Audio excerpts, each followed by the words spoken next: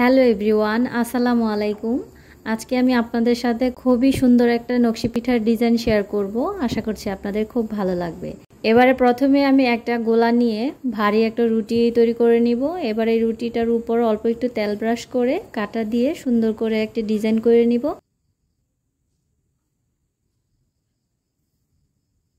এবার ডিজাইনটার এক পাশ থেকে কাটা দিয়ে আমি ভালো করে এটাকে সুন্দর করে ডান থেকে বামে, বাম থেকে ডানে একটা ডিজাইন তৈরি করছি, দেখতেই পাচ্ছেন। এবার আস্তে আস্তে আমি পুরো পিঠাটাকেই এভাবে তৈরি করব।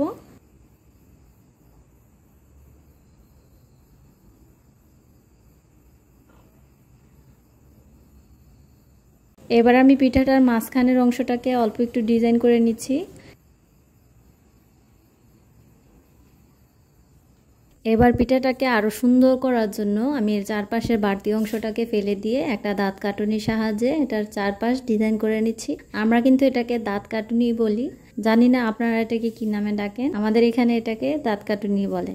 আমার পিঠাটা তৈরি হয়ে গেছে, আশা করছি আপনাদের খুব ভালো লেগেছে। ভালো লেগে থাকলে অবশ্যই কমেন্ট করে জানাবেন। আল্লাহ হাফেজ।